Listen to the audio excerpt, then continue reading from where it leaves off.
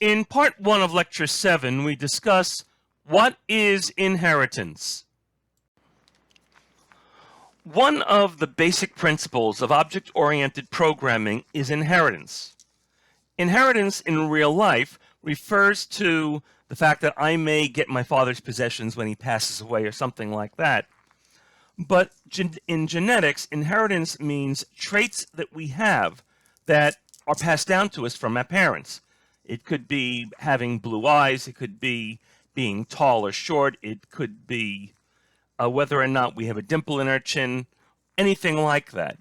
And that is the way in which we mean it when we're talking about classes of objects.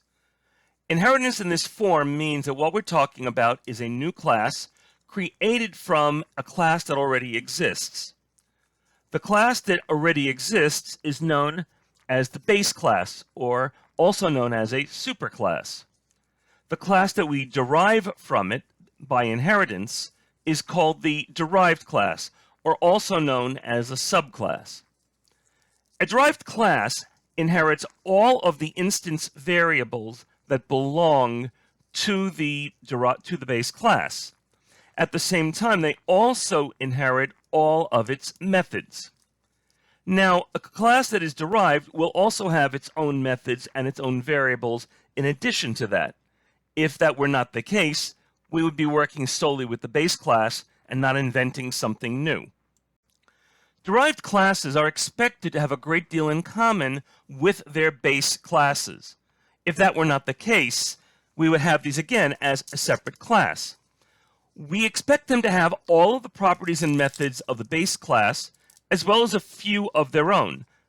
They may even have their own way of executing methods that belong to the base class, a way that is different than what objects in the base class might use.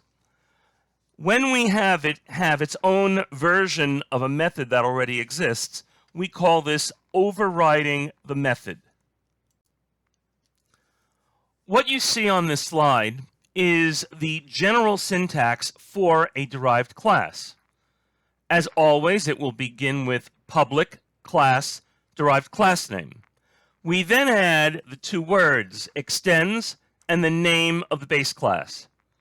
What we have inside is pretty much everything that we would normally have inside a class.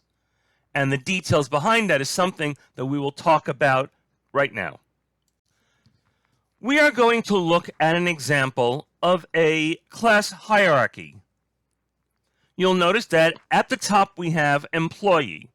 Now, companies can have a very large number of different types of employees.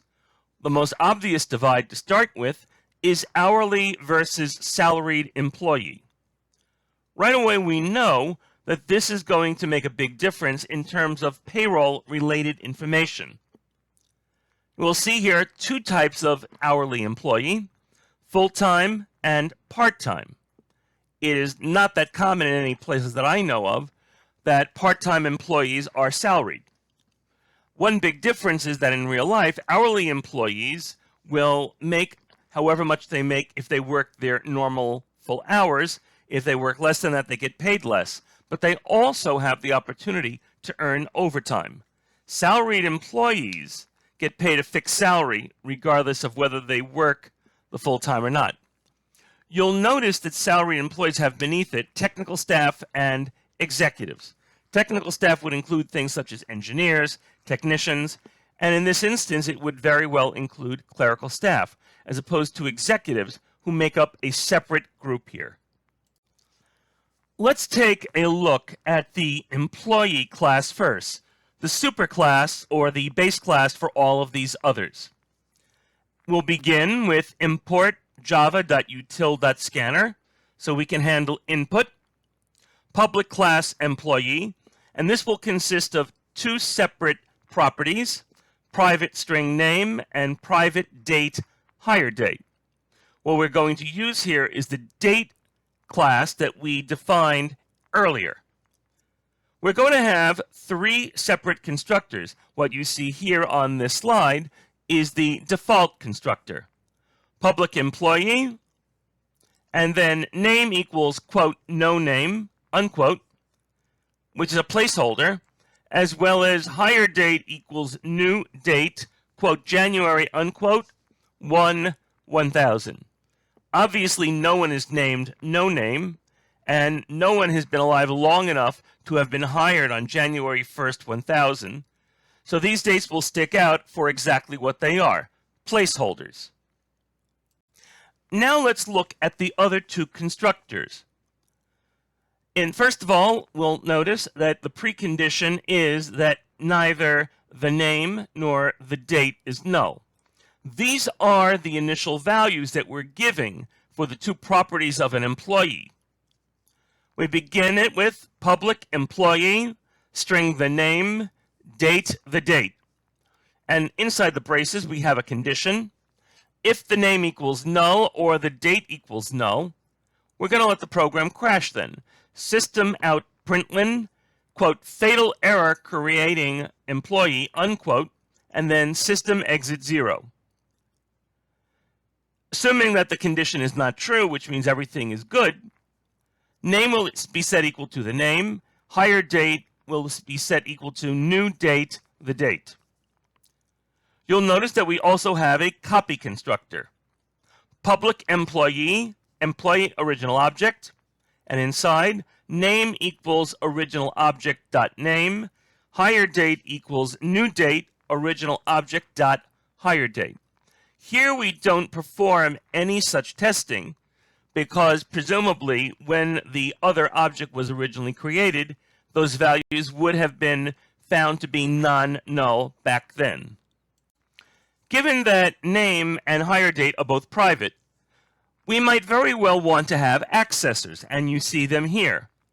Public string get name, and inside return name.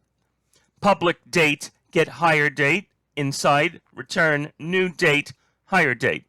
The reason that we do this here is that we need to create a new object whose reference we can pass. You'll also see here the first of two mutators. The condition is that new name is not null. Public void set name string new name, and if new name equals null, system out println, fatal error setting employee name, and then system exit 0. Assuming this condition is not met, then we will assign the value name equals new name. The other mutator is set hire date, which similarly has the precondition that new hire date, the value we're going to assign it, is not null. Public void set hire date, date new hire date, and inside, if new hire date equals null, then system out println, quote, fatal error setting employee name, unquote, system exit 0, and else hire date equals new hire date. This also illustrates why we made them private, so we can control how the values are set, and we can do checking in advance. As I like to say, what do you call someone who doesn't check for bad data? An unemployed programmer. We finished the class with two methods that we always need to have in any class. Public string to string, and it returns name plus a blank plus hire date to string. The reason that we always need this is that in any occasion when we are going to look to print out an object, what we are actually going to do is to call a method like this and have it convert the properties in the object into a character string. Public Boolean equals employee, other employee, and that will return name.equals other employee.name and hire date.equals other employee.hirename. What we will do is use the equals methods associated with these two objects to find out whether they match. For two objects to be equal, as we know, their properties must match.